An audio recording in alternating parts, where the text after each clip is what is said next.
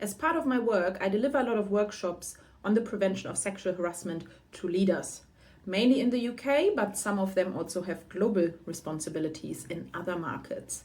Now, here's the thing. Most of those managers are not aware that they have a legal duty of care to protect their teams, their staff, from sexual harassment and other forms of harassment. Now, the impact of that in the workplace, not knowing that as a manager, is huge, because it means that unaccepted behavior, inappropriate behavior, exclusive behavior, any forms of harassment might go unnoticed. They might even unintentionally be tolerated.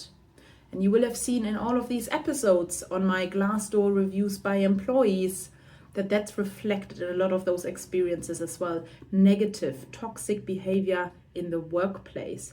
I already mentioned that especially a laissez-faire style of leadership, ignoring it, not interfering with it, is the worst to create a toxic workplace. It's basically the main ingredient to create a toxic workplace.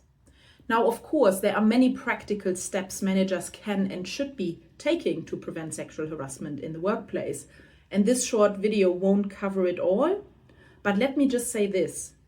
There is a reason why it's so important, especially nowadays, especially in the world we live in, to make sure when you are a leader, you're approachable and you find different ways of bringing that psychological safety into your team, and you really allow people to basically be themselves, whatever that means for them.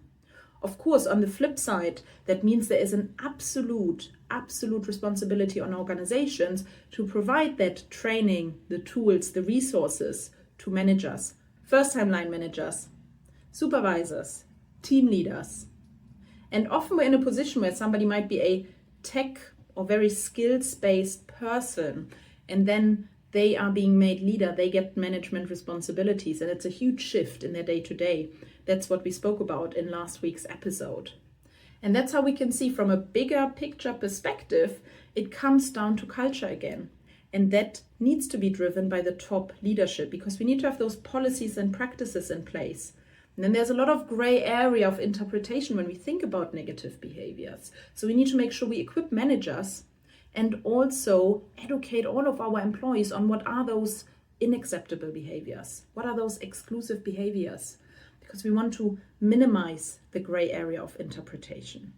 That's always a huge learning for me, to recognize how few managers are aware of their legal duty of care, of having to investigate if I notice there might have been any form of harassment taking place in my team, in the wider workplace. So if you're somebody with management responsibility, just take some time to reflect on this.